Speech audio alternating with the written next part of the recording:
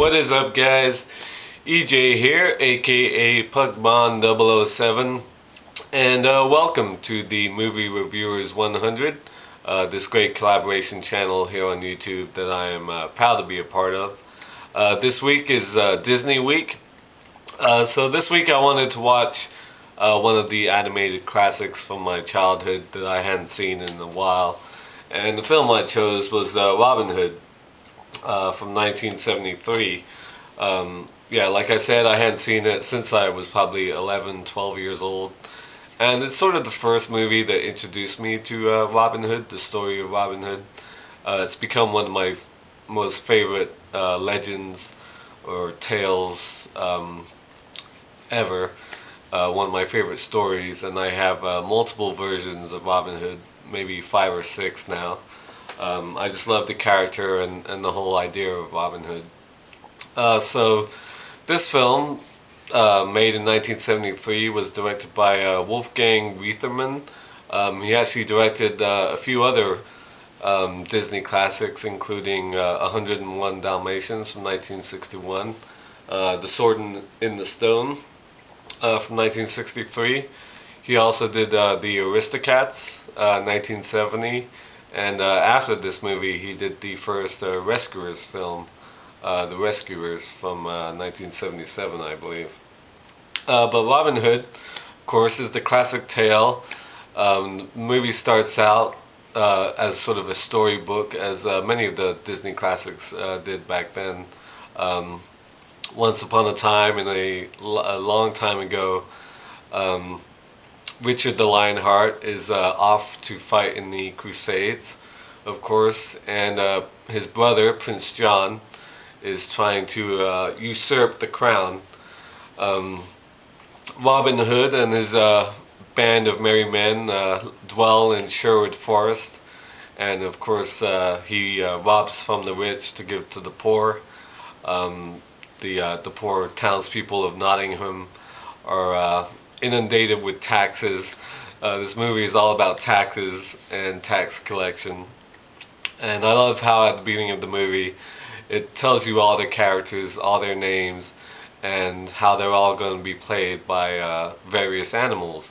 Of course, all the characters are sort of humanoid animals, if you like. Robin Hood is, of course, a fox, voiced by Brian Bedford. Little John is a bear, a grizzly bear, voiced by Phil Harris. And Prince John is a lion, interestingly enough, done by the great Peter Ustinov. He also does the voice for King Richard at the end, Richard the Lionheart, of course, so it's very apt that they chose a lion for Prince John and King Richard. I love Prince John's right-hand man, a snake called Sir Hiss, voiced by Terry Thomas. That's one of my favorite characters in this movie. Maid Marian is also a fox, actually a vixen, a female fox. She's accompanied by her lady-in-waiting, Lady Cluck, a chicken, voiced by Carole Shelley. And generally the townspeople are rabbits, bunny rabbits. All the young children are, anyway, except for one, a little turtle, who's also one of my favorite characters. Very cute turtle that has glasses on, always sticking his head back down into his shell. So of course the movie starts out with Robin Hood and Little John in Sherwood Forest, and they come across a carriage, what am I trying to say here? Prince John is on his way to the castle with his guards. He's in the royal coach. Sir Hiss is with him, and they're carrying gold and jewels on their way to the castle, and Robin Hood and Little John are there to rob him. They dress up as fortune tellers to get onto the coach, and they steal Prince John's jewels and gold. Very funny scene. all the stuff with Sir Hiss, I love.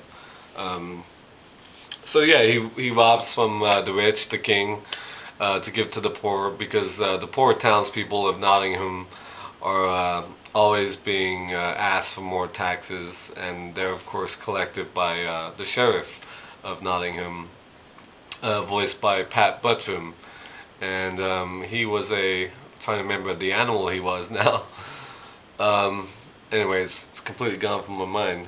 But he's sort of big like a bear, but he's not a bear. He's sort of grayish in color. Trying to remember what he was. Anyway, there's a very cute scene where he goes to this boy's house. It's his birthday. He's just been given a present, and he steals the present.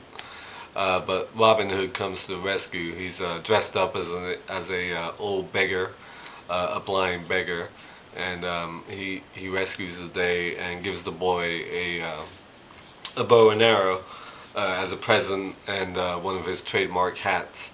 And of course, he's the big hero, and all the kids in the village love him for it. I also love the elephants and the rhinoceroses as the guards for Prince John. All the like the trumpeting sounds by the elephants is very cool. It's throughout the movie. Whenever sort of there's an announcement of the king and so on, you always see the elephants doing their trumpeting, and the rhinoceros guards with their big axes. I love that type of stuff. So of course, after Prince John has been robbed by Robin Hood, he wants to get him back. He wants to capture him, and of course put him to the executioner's noose, so to speak. So he holds a archery tournament. The grand prize is a kiss with Maid Marian, and of course Robin Hood can't resist the urge to enter this tournament. He dresses up in disguise again as a stork, and of course he wins the contest in spectacular fashion, beating out the Sheriff of Nottingham in the final, and showing his skill. Prince John figures out that it's Robin Hood in disguise, and of course locks him up in the castle. And beyond there, it's a sort of typical Disney adventure. I almost fell asleep as you watching it last night. Not because I don't like it or I was bored by it, but I was just tired, and so I sort of slept through some of the ending. But I woke up in time to see most of it. I certainly watched the first half. But it's a great movie. The songs are great. But watching it, I realized that the advancements of sort of the technology of voice and animation has come a long way, because in this movie I was early on I was sort of distracted at how bad sort of the matching up of the voices with the movements of the animation was sort of off. Of course in modern animated movies it's completely seamless, and from the likes of Pixar and so on. But 1973, the animation and the voice doesn't always match, but it's still loads of fun. The songs are great. There's not that many. There's about 3 or 4. My favorite is probably Prince John,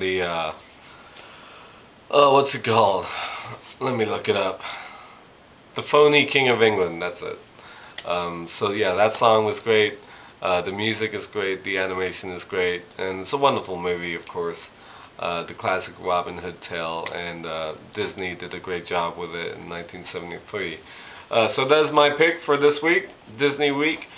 Make sure you check out everybody else's reviews.